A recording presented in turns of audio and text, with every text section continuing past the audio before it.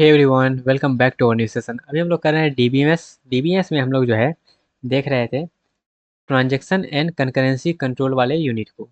उसी को आगे बढ़ाते हुए अब हम लोग करने वाले हैं time stamp based concurrency control के बारे में, जिसमें हम लोग देखेंगे टाइम स्टैम्प प्रोटोकॉल के बारे में क्या है, उसको समझेंगे अच्छे से इन डिटेल। तो चलिए स्टार्ट करते हैं और समझते हैं ये आखिर है क्या। और ये होने वाला है इस यूनिट का लास्ट पार्ट। इसके बाद हमारा जो है ये यूनिट भी खत्म हो जाएगा। ओके, तो चलिए स्टार्ट करते हैं और समझते हैं ये टाइम स्टैम्प प्रोटोकॉल आखिर है क्या। यहाँ पे तो एक स्पेस की कमी है, उसको दे देते हैं। चलिए शुरू करते हैं। तो टाइम स्टैम्प प्रोटोकॉल जो है, इसको जो है ना ये चिपका ही देते हैं, क्योंकि चिपका हुआ ये सही रहेगा, क्योंकि दोनों एक साथ ही प्रोनाउंसिएट करना है। Time stamp protocol is a concurrency control protocol use to ensure realizability without using lock. बिना लॉक के हम लोग क्या करेंगे, काम करेंगे, उसको हम लोग बोलते हैं time stamp protocol. Unlike lock based protocol, हम लोग क्या कर रहे थे, लॉक ले रहे थे, लेकिन टाइम स्टैम्प प्रोटोकॉल में हम लोग क्या करेंगे, टाइम स्टैम्प को यूज करेंगे। टाइम स्टैम्प को हम लोग यूज करेंगे।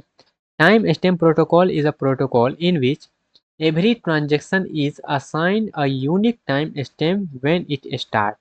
जब हमारा स्टार्ट होता है जो भी ट्रांजेक्शन है, उस समय क्या कर दिया जाता है, एक यूनिक टाइम स्टैम्प उसको असाइन कर दिया जाता है, जिसके जरिए वो जो है अपना काम करता है उस टाइम इंटरवल में। Okay, the time stamp determine the order in which transaction should execute. वो टाइम स्टैम्प ही यहाँ पे डिटरमाइन करता है कि किस ऑर्डर में हमारा जो है वो ट्रांजेक्शन एग्जीक्यूट करेगा। टाइम स्टैम्प आखिर है क्या। तो time stamp is a unique number assign to a transaction. It may be system clock value या फिर काउंटर वैल्यू हो सकता है। तो टाइम स्टैम्प सिंपल सा मतलब एक हमारे पास एक नंबर है, यूनिक नंबर है। जैसे कि एग्जांपल के लिए अगर बात करें तो T1 स्टार्ट फर्स्ट हुआ, तो इसका जो टाइम स्टैम्प है T1 का, TS मतलब टाइम स्टैम्प, वो कर दिया गया है 10। ठीक है, फिर T2 स्टार्ट हुआ बाद में, तो उसका टाइम स्टैम्प कर दिया गया है 20, क्योंकि 10 जो है वो लेस देन है 20 से, तो T1 क्या है यहाँ पे ओल्डर है और T2 मेरा यंगर है। तो यहाँ पे रूल जो चलता है ये जिसका वैल्यू कम है वो मेरा ओल्डर ट्रांजेक्शन है, और जिसका नंबर ज़्यादा है, जिसका वैल्यू ज़्यादा है, वो मेरा यंगर ट्रांजेक्शन हुआ। तो किसका वैल्यू कम है, 10 कम है, तो ये मेरा क्या है, ये मेरा जो है ओल्डर ट्रांजेक्शन हुआ। बेसिक ऐसे ये आइडिया इसका ये है कि transaction must execute according to time stamp order. जो भी टाइम स्टैम्प ऑर्डर दिए हैं उसी ऑर्डर में वो जो है एग्जीक्यूट करेगा। जैसे कि इसका वैल्यू 10 है, इसका वैल्यू 20 है, तो पहले जो है वह 10 वाला चलेगा, बाद में जो है वो 20 वाला एग्जीक्यूट होगा। Data item maintain two value, data item जो है दो वैल्यू को मेंटेन करके चलता है। जितना भी हमारे पास होगा डाटा वो मेंटेन करके चलता है दो वैल्यू। एक है रीड टाइम स्टेम, एक है राइट टाइम स्टेम। रीड का जो टाइम स्टेम है वो, राइट का जो टाइम स्टेम है वो। रीड टाइम स्टेम जैसे कि यहाँ पे उसको हम लोग जो है टी एक्स से डिनोट करें, एक्स मतलब यहाँ पे डाटा आइटम है। ये क्या करता है, store large time stamp for any transaction that successfully read x. फिर आता है हमारे पास राइट टाइम स्टैम्प, इसको थोड़ा सा नीचे कर लेते हैं, एक ही जगह मर्ज हो गया है ये। ओके,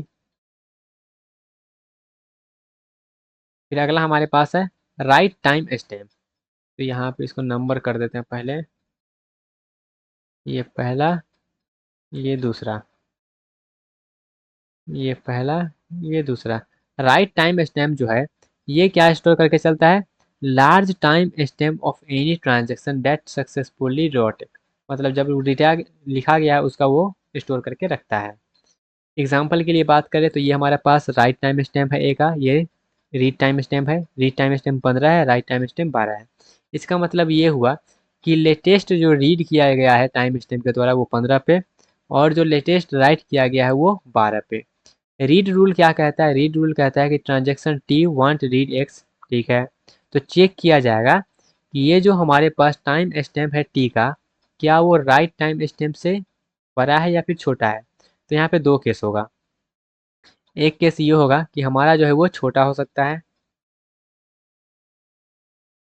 और एक केस हो सकता है कि वो बड़ा हो जाए। यही हो सकता है दो केस में। एक हो केस हो गया ये कि यहाँ पे टी एस जो है वो लेस देन है डब्ल्यू टी से, तो वहाँ पे क्या हुआ, वहाँ पे हमारा जो है रिजेक्ट कर दिया जाएगा ट्रांजेक्शन का, because newly transaction already updated है। केस 2 हमारा अगर मान लेते हैं छोटा या फिर उसके इक्वल हो गया तो वहाँ पे रीड अलाउ कर दिया जाएगा, अपडेट कर दिया जाएगा RTX को। लेकिन अगर बड़ा हो गया तो उसको क्या किया जाएगा वहाँ पे, अगर TS जो है वो यहाँ पे WT अगर बड़ा हो गया तो वहाँ पे इसका मतलब वो है कि वहाँ पे ऑलरेडी अपडेट हो चुका है तो उसको जो है रिजेक्ट कर दिया जाएगा। जैसे कि एग्जाम्पल के लिए ये देखिएगा, यहाँ पे हमारा जो है TS का वैल्यू जो है वो दिया गया, टाइम स्टैम्प का वैल्यू दिया गया है 10 और यहाँ पे राइट टाइम स्टैम्प का जो वैल्यू दिया गया है वो दिया गया है 15। तो पहले चेक करेगा 10 और 15 में कौन बड़ा है, तो 15 जो है वो बड़ा है। ये अगर ट्रू हो गया तो हमारा जो है वहाँ पे रीड को रिजेक्ट कर दिया जाएगा, तो T1 जो हमारा है वो रोल बैक कर जाएगा। ठीक है, नेक्स्ट हमारे पास जो है टाइम स्टैम्प का फिर से वही एग्जाम्पल समझिएगा। ठीक है, वही चीज़ यहाँ पे है कि टाइम स्टैम्प दिया गया है T1 और T2 का, इनिशियली यहाँ पे दिया गया है रीड का, फिर ये चेक करेगा सबसे पहले T1 रीड, फिर यहाँ पे राइट के लिए चेक करेगा और वो अगर हो जाएगा तो उसको अलाउ कर देगा, अदरवाइज वो अलाउ नहीं करेगा। ठीक है, वो अपने कंडीशन के जो है कंडीशन के अकॉर्डिंग चेक करेगा। फिर आता है उसका एडवांटेज और डिसएडवांटेज। एडवांटेज और डिसएडवांटेज, तो एडवांटेज क्या है, यहाँ पे ये डेडलॉक फ्री होता है, कोई डेडलॉक नहीं आता है, रियलाइजेबल शेड्यूल होता है, यहाँ पे कोई भी वेटिंग नहीं होता है, बेटर कंकरेंसी होता है इसमें। डिसएडवांटेज ये है कि यह थोड़ा सा जो है यहाँ पे रोल बैक थोड़ा सा ज़्यादा होता है, स्टारवेशन पॉसिबल है, टाइम स्टैम्प मेंटेन करके यहाँ पे चलना पड़ता है, ये थोड़ा सा ओवरहेड है। ठीक है, तो ये कुछ कुछ इसका डिसएडवांटेज है। नेक्स्ट हम लोग आते हैं थॉमस राइट रूल के बारे में पढ़ते हैं। थॉमस राइट रूल क्या है, तो थॉमस राइट रूल जो है ये एक इम्प्रूवमेंट है टाइम स्टैम्प ऑर्डरिंग प्रोटोकॉल का। टाइम स्टैम्प ऑर्डरिंग प्रोटोकॉल जो है उसका थोड़ा सा इम्प्रूवमेंट वर्जन हमारे पास थॉमस राइट रूल है। ये हमारा जो है प्रपोज करता है कि रिड्यूस कर सकता है अननेसेसरी रोलबैक को, इम्प्रूव कर सकता है कंकरेंसी को, इंक्रीज कर देगा सिस्टम परफॉर्मेंस को। प्रॉब्लम क्या होता है बेसिक टाइम स्टैम्प प्रोटोकॉल में भी जो हम पढ़े हैं उसमें उसमें प्रॉब्लम ये होता है कि सपोज करिएगा ये हमारे पास टाइम स्टैम्प दिया गया है T1 और T2 का, तो T2 जो है वो right transaction T2 right data item first, मतलब ये जो है पहले डाटा आइटम पे राइट करेगा, क्योंकि यहाँ पे जो है WT का वैल्यू हमारे पास 20 है, तो यहाँ पे T1 ट्राई करेगा राइट करने का, तो लेकिन यहाँ पे जो हमारे पास बेसिक टाइम स्टैम्प प्रोटोकॉल जो है वो चेक करेगा कि ये ट्रू है कि नहीं। अगर ये ट्रू होगा तभी ये वहाँ पे देगा, अदरवाइज क्या करेगा वो रोल बैक कर जाएगा, अदरवाइज वो क्या करेगा रोल बैक कर जाएगा। तो ये प्रॉब्लम है कि the write operation of T1 is already updated, मतलब वो जो है वो खत्म हो चुका है, लेकिन फिर भी वहाँ पे जो है वो नहीं करने दे रहा है काम, वहाँ पे वो अननेसेसरी का रोल बैक करवा रहा है। ठीक है, तो ये हमारा आता है नॉर्मल टाइम स्टैम्प वाला प्रोटोकॉल में गड़बड़ हो जाता है, तो इसलिए हमारे पास जो है आता है थॉमस राइट रूल।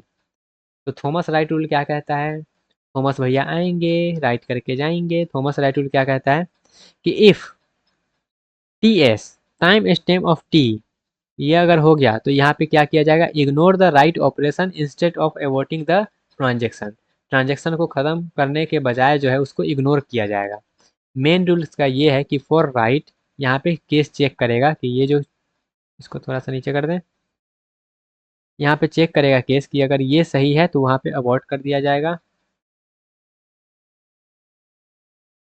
अदरवाइज जो अगर ये है तो वहाँ पे क्या किया जाएगा इग्नोर किया जाएगा, अदरवाइज जो है वो वहाँ पे राइट अलाउ कर दो। केस 1 इफ़ ऐसा अगर हो गया तो हम लोग क्या करेंगे और ट्रांजेक्शन को अबॉर्ट कर देंगे। अगर ऐसा हुआ तो हम लोग क्या करेंगे इग्नोर करेंगे राइट ऑपरेशन को, वहाँ पे कोई भी रोल बैक नहीं करने देंगे। अदरवाइज और भी इसके अलावा और कोई केस आ गया तो हम लोग क्या करेंगे वहाँ पे अलाउ कर देंगे राइट को कि हाँ तुम जाके वहाँ पे राइट करो, कोई दिक्कत नहीं है। तो ये मेन रूल हमारा चलता है किसमें, थॉमस राइट रूल में। जैसे कि एग्जाम्पल के लिए समझ लीजिएगा कि हमारे पास दिया गया है स्टेप 1 में हम लोग क्या करेंगे, T2 अगर राइट करना चाहता है तो यहाँ पे हम लोग क्या करेंगे वो स्टेप बाय स्टेप इसको चेक कर लेंगे। यहाँ पे हमने स्टेप 1 है स्टेप 2 है, इसको चेक कर लेंगे, चेक करने के बाद अगर वो हो गया तो हम लोग क्या करेंगे उसको अलाउ कर देंगे, अदरवाइज जो है वो जिस भी केस से मैच करेगा वो वाला हम लोग काम कर देंगे। थॉमस राइट रूल यहाँ पे रिजल्ट क्या करेगा, इग्नोर करेगा ए को, यहाँ पे कोई भी रोल बैक नहीं होगा, लेकिन T1 का जो है एग्जीक्यूशन वो कंटिन्यू होगा। लेकिन पहले क्या हो रहा था वो रोल बैक कर दे रहा था, खत्म कर दे रहा था, लेकिन यहाँ पे वैसा कुछ नहीं होगा, उसी को इम्प्रूव करके हमारा ये चीज़ लाया गया है। तो यहाँ पे इग्नोर वाला कंसेप्ट क्यों आ रहा है, हम एक जगह लिखे भी है ना कि इग्नोर हो रहा है वो, तो इग्नोर वाला कंसेप्ट क्यों आ रहा है, तो इग्नोर वाला इसलिए आ रहा है बिकॉज T2 ऑलरेडी रोट, मतलब वो क्या किया गया है न्यूली वैल्यू को पहले ही लिख दिया है, old value right of T will never affect the final database state. तो इसलिए वो उसको क्या करना है, इग्नोर करना है, क्योंकि पहले ही जो है वो खत्म हो चुका है, पहले ही लिखा चुका है। Therefore old write equals to absolute write. तो एब्सोल्यूट राइट मतलब क्या होता है, एब्सोल्यूट राइट मतलब क्या होता है, A write operation that will never affect the final result of the database is called obsolete write। मतलब कोई फर्क ही नहीं पड़ेगा ये रहे चाहे ना रहे, उसी को हम लोग बोलते हैं obsolete write। एडवांटेज क्या है, एडवांटेज यहाँ पे जो है रोल बैक कम हो जाता है, परफॉर्मेंस अच्छा हो जाता है, डेडलॉक फ्री है। डिसएडवांटेज क्या है, थोड़ा सा कॉम्प्लेक्स है, इम्प्लीमेंटेशन डिफिकल्ट है, और कुछ नहीं है। ठीक है।